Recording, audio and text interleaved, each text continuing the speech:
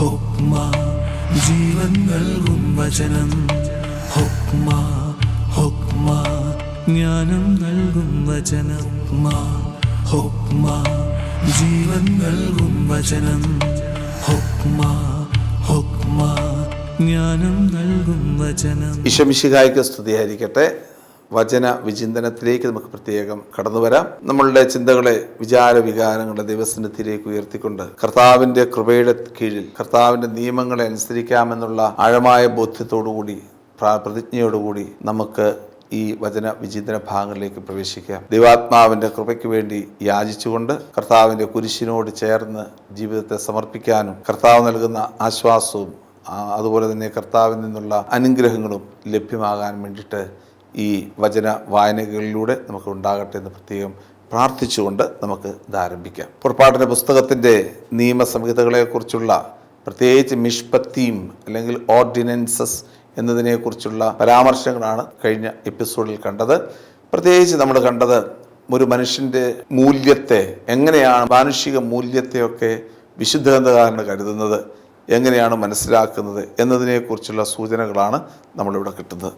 ഇനി നമ്മുടെ 22-ാമത്തെ അധ്യായത്തിൻ്റെ 16 മുതലുള്ള തിരുവചനങ്ങൾ വായിച്ചു കേൾക്കുമ്പോൾ അത് മനസ്സിലാക്കുന്നത് എങ്ങനെയാണ് ഒരു ധാർമ്മിക മൂല്യം കടന്നു വരിക, വിശുദ്ധിയുടെ നിയമങ്ങൾ എങ്ങനെയാണ് കടന്നു വരിക. ഒന്നാമതായിട്ട് വിവാഹ നിശ്ചയം കഴിഞ്ഞിട്ടില്ലാത്തൊരു കന്യകയെ വശീകരിച്ച് അവളെ ഒരു ഭാര്യയായി അവളെ എടുത്ത് ശയിക്കുന്നവൻ വിവാഹത്തുക നൽകി അവളെ ഭാര്യയാക്കി മാറ്റണം. ഈ കാലഘട്ടത്തിലെ നിയമവും ആയിട്ട് ഒത്തിരി ബന്ധമുണ്ട്.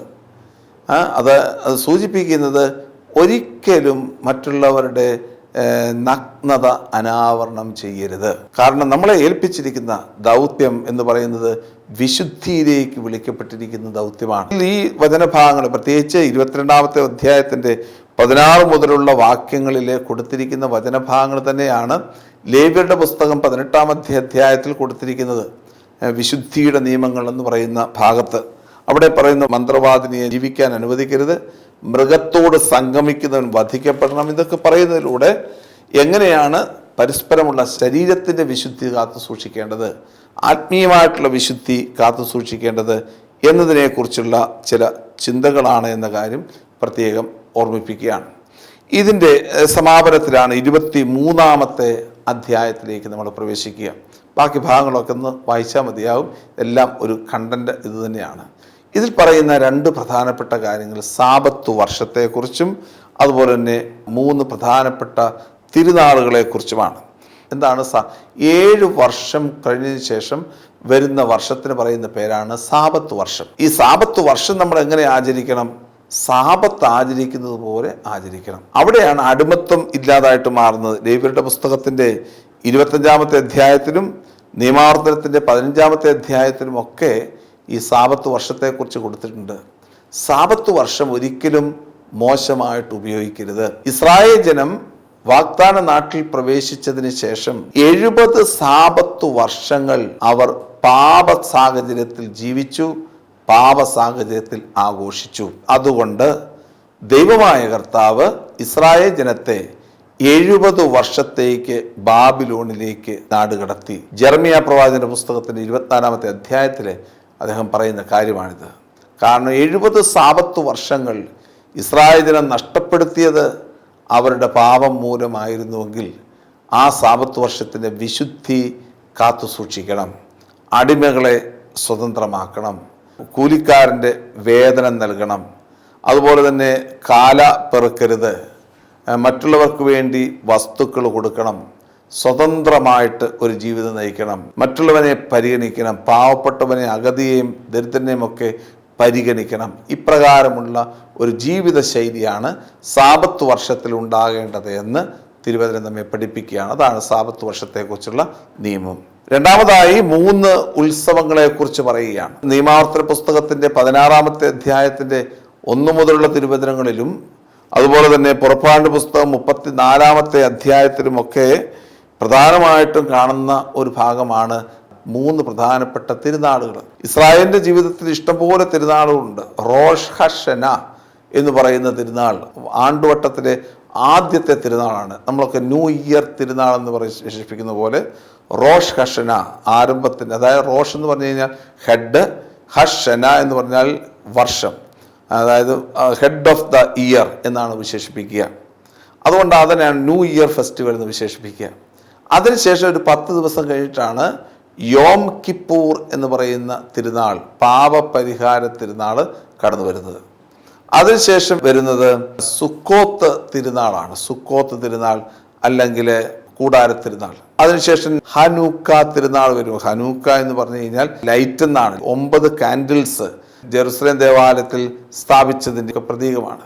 അതിനുശേഷം വരുന്നത് പുരീം തിരുനാളാണ്. ഏകദേശം മാർച്ച് ഒക്കെ അവസാനിക്കുമ്പോഴത്തേനും പുരീം തിരുനാൾ വരും. പിന്നെ പെസഹ തിരുനാൾ വരും.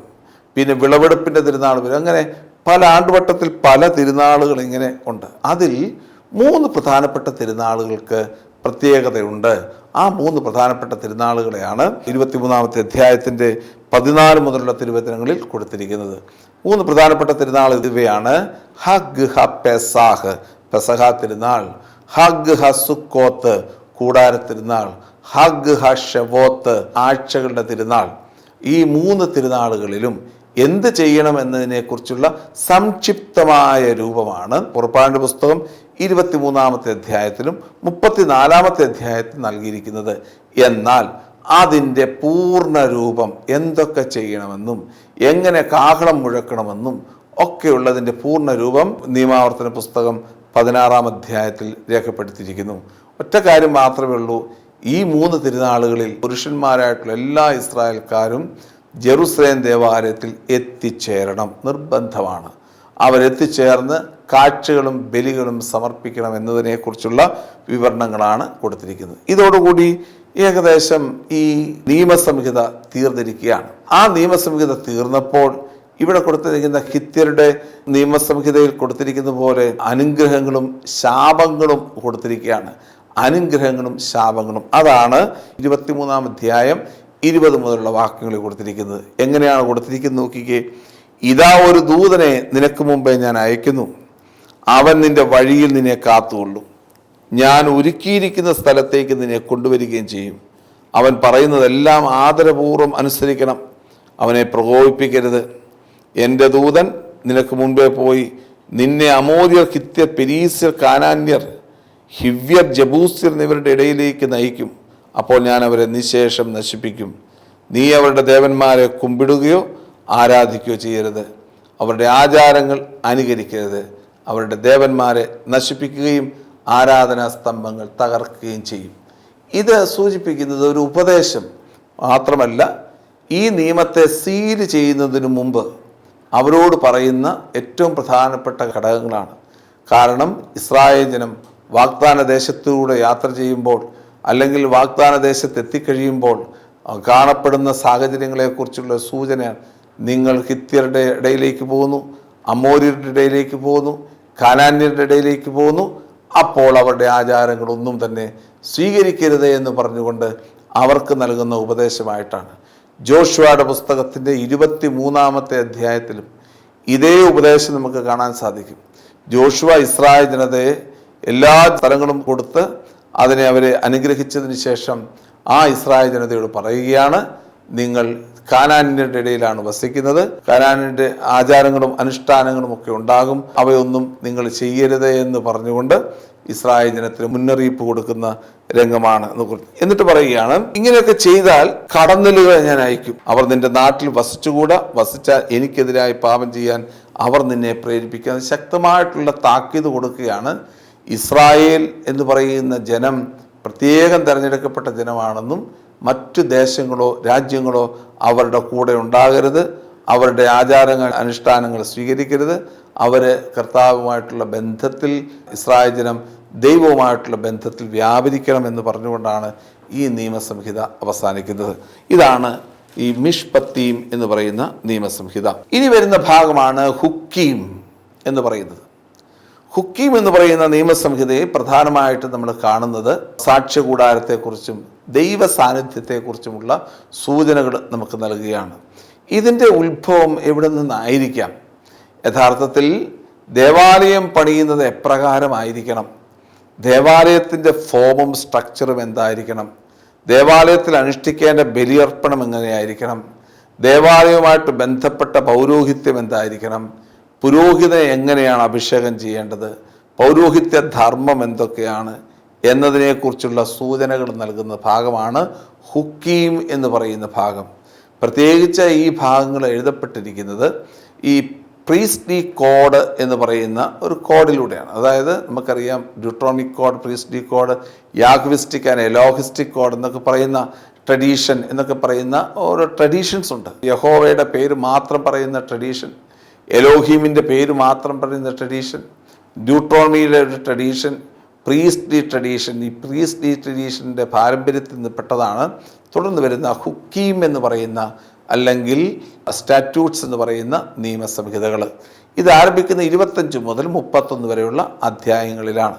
ഇവിടെ പ്രധാനമായിട്ടും കാണുന്നത് കൂടാര നിർമ്മാണം എങ്ങനെയാണ് നടത്തേണ്ടതെന്നും സാക്ഷ്യപേടകം എന്താണെന്നും എന്താണ് ആ സാക്ഷ്യപേടകത്തിന് മുമ്പിൽ വയ്ക്കേണ്ടതെന്നും സാക്ഷ്യപേടകത്തിൻ്റെ ഉള്ളിൽ ഉപയോഗിക്കേണ്ട കർത്താവിൻ്റെ വാഗ്ദാന പേടകം എങ്ങനെയാണെന്നും എന്താണ് ബലിപീഠമെന്നും അതുപോലെ തന്നെ പുരോഹിതൻ ആരായിരിക്കണമെന്നും പുരോഹിതൻ്റെ വസ്ത്രങ്ങൾ എന്തൊക്കെയായിരിക്കണമെന്നും ഒക്കെയുള്ള സുദീർഘമായിട്ടുള്ള നിയമസംഹിതകളാണ് ഇവിടെ കൊടുത്തിരിക്കുന്ന ഭാഗങ്ങൾ.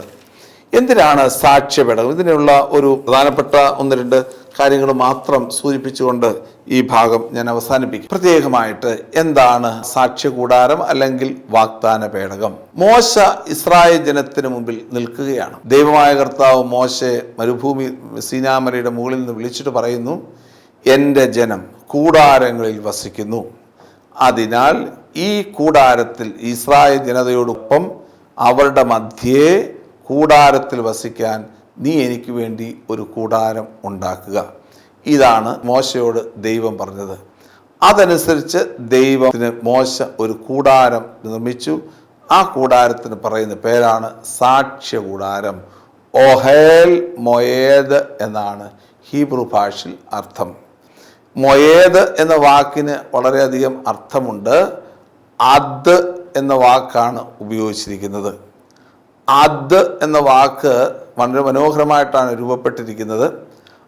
ഊദ് അദ്, അദ് എന്ന വാക്കിൻ്റെ അർത്ഥം ടെസ്റ്റിമണി, വിറ്റ്നസ് എന്നുള്ളതാണ്. ഷമാ ഇസ്രായേൽ അദോണായി എലോഹേനു അദോണായി എഹാദ് നിങ്ങളുടെ ഈ പുസ്തകം ഇതിൻ്റെ അകത്ത് കാണും. അപ്പോൾ നിങ്ങൾ നോക്കിക്കേ, ഷമാ ഇസ്രായേൽ വിശുദ്ധ ഗ്രന്ഥത്തിൽ പ്രത്യേകിച്ച് ഹെബ്രായ പാരമ്പര്യത്തിലുള്ള ഹെബ്രായ പുസ്തകത്തിൽ എഴുതപ്പെട്ടിരിക്കുന്നത് ഇങ്ങനെയാണ്. ഈ പുസ്തകത്തിൽ ഹെബ്രായ പുസ്തകത്തിൽ അല്ലെങ്കിൽ ഹീബ്രു ബൈബിളിൽ മുഴുവനും ഭാഗവും കൊടുത്തിരിക്കുന്നത് ഒരൊറ്റ ക്യാപിറ്റൽ ലെറ്റേഴ്സ് ഇല്ലാതെയാണ് കൊടുത്തിരിക്കുന്നത്. ഷമാ ഇസ്രായേൽ മാത്രം എഴുതുമ്പോൾ 2 ക്യാപിറ്റൽ ലെറ്റേഴ്സ് അവിടെ കാണുന്നു. ഷ എന്ന് പറയുന്നത് ഷമായുടെ ഈ ഐന് എന്ന് പറയുന്നത് ക്യാപിറ്റൽ ലെറ്ററാണ്. അതുപോലെ തന്നെ അവസാനത്തുള്ള എഹാദിൻ്റെ ദായും ക്യാപിറ്റൽ ലെറ്ററാണ്. അതായത് ഈ ക്യാപിറ്റൽ ലെറ്റർ മാത്രം എടുത്ത് നോക്കിക്കഴിഞ്ഞാൽ ഐനും ദായും കൂടെ കൂട്ടിച്ചേർത്ത് കഴിഞ്ഞാൽ നമുക്ക് കിട്ടുന്ന ഒരു വാക്കാണ് അദ്. അതിനോട് ഒരു ചേർത്ത് ഒരു വാവിട്ട് കഴിഞ്ഞാൽ, ഒരു വവ്വലിട്ട് കഴിഞ്ഞാൽ ഉദ് എന്ന വാക്ക് കിട്ടും. അതാണ് യഥാർത്ഥത്തിൽ ഈ വിറ്റ്നസ് എന്നുകൊണ്ട് ഉദ്ദേശിക്കുക. എന്താണ് ദൈവത്തിൻ്റെ വിറ്റ്നസ്? സാക്ഷ്യകൂടാരം എന്ന് പറയുമ്പോൾ ഓഹേൽ മൊയേദ് എന്ന വാക്ക് ഉപയോഗിക്കുമ്പോൾ ദൈവത്തിൻ്റെ വിറ്റ്നസ് എന്താണ്? ഏകനായ ദൈവമാണ് വിറ്റ്നസ്സായിട്ട് നിൽക്കുന്നത്. സാക്ഷ്യകൂടാരത്തിൻ്റെ പ്രധാനപ്പെട്ട പ്രമേയം മോണോതെയ്സമാണ്. ഏക ദൈവത്തിലുള്ള വിശ്വാസമാണ് സാക്ഷ്യകൂടാരത്തിൻ്റെ പ്രതീകം. അതുകൊണ്ടാണ് ആ വാക്ക് പ്രധാനമായിട്ടും കോയിൻ ചെയ്തിരിക്കുന്നത്. ഓഹേൽ മൊയേദ്, യദ് എന്ന് പറയുന്ന വാക്ക് അത് മോണോതെയ്സവുമായിട്ട് ബന്ധപ്പെട്ടാണ് ഇരിക്കുന്നത്. അപ്പം ഇത് ഏക ദൈവത്തിൻ്റെ പ്രതീകമാണ് സാക്ഷ്യകൂടാരം എന്നതുകൊണ്ട് നമ്മൾ മനസ്സിലാക്കുന്നെങ്കിൽ, അതുപോലെ തന്നെ ദൈവത്തിൻ്റെ സാന്നിധ്യം ജനത്തിൻ്റെ മധ്യേ വസിക്കുന്ന ഇടമാണ് സാക്ഷ്യകൂടാരം. അതുകൊണ്ടാണ് ഈ സാക്ഷ്യകൂടാരത്തിന് ചുറ്റും ദൈവജനം ഒന്നിക്കുമ്പോഴാണ് അത് പ്രധാനമായിട്ടും വാഗ്ദാനത്തിൻ്റെ ദേശമായിട്ട് രൂപാന്തരപ്പെടുന്നത്. അതാണ് സാക്ഷ്യകൂടാരത്തിൻ്റെ ദൈവശാസ്ത്രപരമായിട്ടുള്ള കണ്ടന്റ്. അതിൻ്റെ ഉള്ളിലാണ് സാക്ഷ്യപേടകം ഉണ്ടാക്കേണ്ടത് എന്ന് 25-ാം അധ്യായം 10 മുതലുള്ള വാക്യങ്ങളിൽ രേഖപ്പെടുത്തിയിരിക്കുന്നു. അതായത് സാക്ഷ്യകൂടാരത്തിൻ്റെ ഉള്ളിൽ സ്ഥാപിക്കപ്പെടുന്ന സാക്ഷ്യപേടകം അല്ലെങ്കിൽ അറോൻ ഹബറീത്ത്, ഉടമ്പടിയുടെ പേടകം എന്നാണ് വിശേഷിപ്പിക്കുക. അതിൻ്റെ അർത്ഥം എന്താണ്?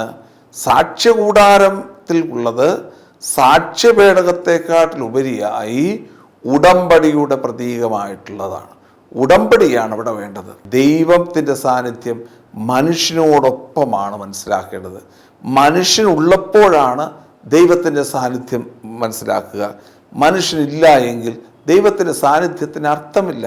അതുകൊണ്ടാണ് ദൈവത്തിൻ്റെ സാന്നിധ്യത്തെ സൂചിപ്പിക്കാൻ വേണ്ടി അറോൻ ഹബറീത്ത് എന്ന് പറയുന്ന ആ ഉടമ്പടിയുടെ പേടകമാണ്. ഉടമ്പടി എന്താണെന്ന് നമ്മൾ കണ്ടു കഴിഞ്ഞു.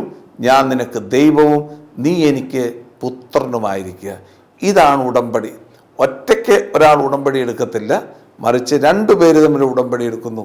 അത് ദൈവജനവും ദൈവവും ഒന്നായിട്ട് നിൽക്കുമ്പോൾ മാത്രമേ ഉടമ്പടിയുടെ അർത്ഥം ഉണ്ടാവുകയുള്ളൂ. അതുകൊണ്ടാണ് സാക്ഷ്യകൂടാരത്തെ, സാക്ഷ്യപേടകത്തെ ഉടമ്പടിയുടെ പേടകമെന്ന് വിശേഷിപ്പിക്കുക.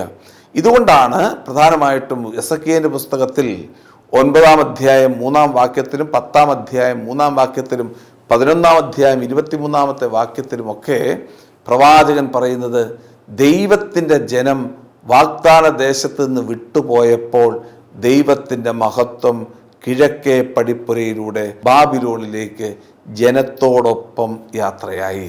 എസെക്കിയേലിന്റെ പുസ്തകം 1-ാമത്തെ അധ്യായത്തിൽ പ്രവാചകൻ കാണുന്ന ദർശനം, ദൈവത്തിൻ്റെ സാന്നിധ്യം ഈ ബാബിലോൺ പ്രവാസകാലത്ത് ഇസ്രായേൽ ജനതയോടൊപ്പം മറന്നു വന്ന ആ ദൈവത്തിൻ്റെ സാന്നിധ്യം പ്രവാചകൻ കാണുകയാണ്.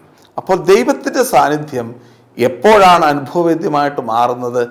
അത് ദൈവത്തിൻ്റെ ജനം വിശ്വസ്തയോടുകൂടി കൂടെയുള്ളപ്പോൾ മാത്രമേ ദൈവത്തിൻ്റെ സാന്നിധ്യത്തെ അനുഭവവേദ്യമാക്കി മാറ്റാൻ പറ്റുകയുള്ളൂ. മൂന്നാമതായി, ഈ വാഗ്ദാന പേടകത്തിൽ ഉപയോഗിക്കേണ്ട വസ്തുക്കൾ എന്തൊക്കെയാണ് എന്ന്, ആ ദൈവത്തിൻ്റെ സാന്നിധ്യത്തെ സൂചിപ്പിക്കുന്ന വസ്തുക്കൾ എന്തൊക്കെയാണെന്ന് കൃത്യമായിട്ട് വിവരിക്കുന്നുണ്ട്. അത് മറ്റൊന്നുമല്ല, നേരത്തെ ഞാൻ സൂചിപ്പിച്ചു, 10 കൽപ്പനകൾ അടങ്ങിയിരിക്കുന്ന ഫലകങ്ങൾ, അതായത് ഇസ്രായേലിന്റെ ദൈവിക നിയമങ്ങളും മുഴുവനും അതിൻ്റെ സാരസംഗ്രഹമായ 10 കൽപ്പനകൾ, 10 വാക്കുകൾ. 2 മന്ന നിറച്ച പാത്രം. അത് പറഞ്ഞായിരുന്നു.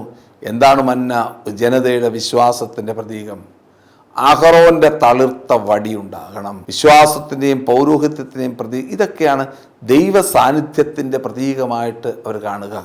കാരണം വിശ്വാസത്തെ ഒരിക്കലും തകർക്കാൻ പറ്റത്തില്ല, അല്ലെങ്കിൽ ദൈവത്തിൻ്റെ സാന്നിധ്യം പ്രത്യേക രീതിയിലല്ല ഉണ്ടാകുന്നത്. കർത്താവിൻ്റെ വിശ്വാസമാണ്. വിശുദ്ധ കുർബാനയിൽ നമ്മൾ ഉപയോഗിക്കുന്ന ഓരോ എലമെന്റ്സും അംഗവിക്ഷേപങ്ങളും ഒക്കെ ദൈവത്തിൻ്റെ സാന്നിധ്യത്തെ വിളിച്ചറിയിക്കുന്നതാണ്. നമ്മുടെ വിശ്വാസത്തിൻ്റെ പ്രതീകമാണ്. കൈകൾ ഉയർത്തി പ്രാർത്ഥിക്കുമ്പോൾ അത് വിശ്വാസത്തിൻ്റെ പ്രതികരണമാണ്. പൗരോഹിത്യം വിശ്വാസത്തിൻ്റെ പ്രതികരണമാണ്. അതുകൊണ്ട് നമ്മൾ ഉപയോഗിക്കുന്ന അപ്പത്തെ നോക്കിയാണ് നമ്മൾ പറയുന്നത്, ഞാൻ സ്വർഗത്തിൽ നിന്ന് ഇറങ്ങി വന്ന ജീവനുള്ള അപ്പമാകുന്നു. ഈ ഒരു വിശ്വാസത്തിൻ്റെ പ്രതീകമാണ് സാക്ഷ്യപേടകത്തിൽ അല്ലെങ്കിൽ ഉടമ്പടിയുടെ പേടകത്തിൽ വെക്കേണ്ടത് എന്ന് പ്രത്യേകമായിട്ട് ഓർമ്മിപ്പിക്കുകയാണ്. അത് അടച്ചതിന് ശേഷം, കെരൂബുകളെ സ്ഥാപിച്ചതിന് ശേഷം ഇവിടെ പറയുന്നുണ്ട്, കൃപാസനത്തിന് മുകളിൽ നിന്ന് സാക്ഷ്യപേടകത്തിന് മീതെയുള്ള കെരൂബുകളുടെ നടുവിൽ നിന്ന് ഞാൻ നിന്നോട് സംസാരിക്കും.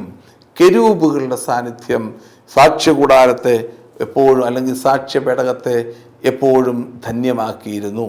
കെരൂബുകളുടെ സാന്നിധ്യം സൂചിപ്പിക്കുന്നത്, ഏദൻ തോട്ടത്തിൽ ആദവും ഹവ്വായും പാപം ചെയ്തപ്പോൾ അവരെ പുറത്താക്കിയതിനു ശേഷം ഏദൻ തോട്ടത്തെ സൂക്ഷിക്കാൻ വേണ്ടി കെരൂബുകളെ നിയമിച്ചു.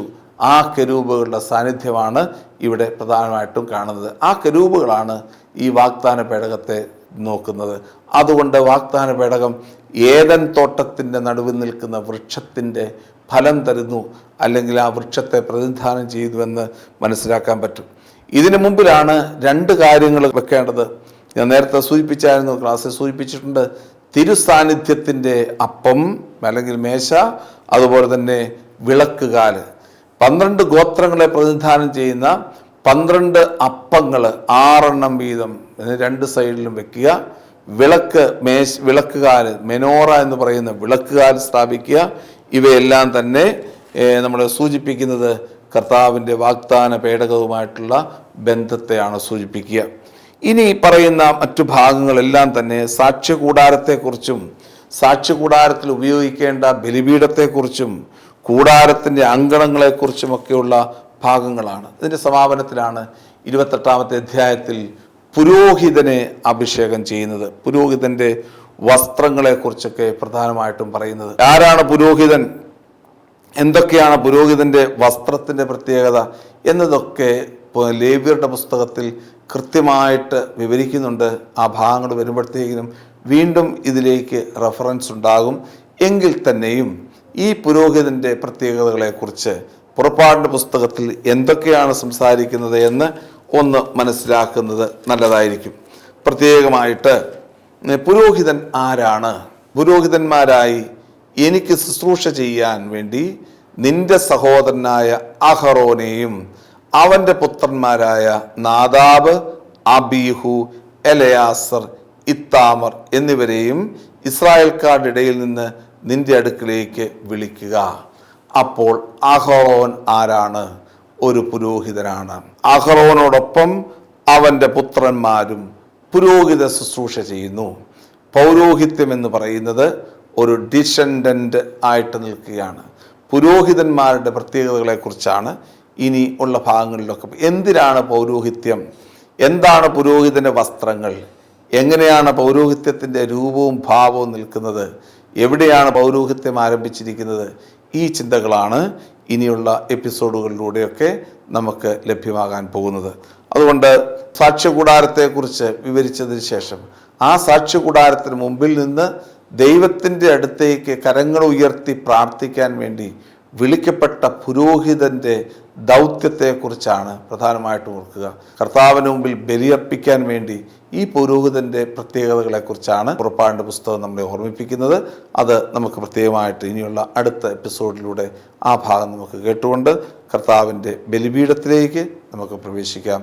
പുരോഹിതൻ്റെ അഭിഷേകത്തിലേക്ക് നമുക്ക് പ്രവേശിക്കാം. ദൈവം നമ്മെ അനുഗ്രഹിക്കട്ടെ. ജീവൻ നൽകും വചനം, ജ്ഞാനം നൽകും വചനം.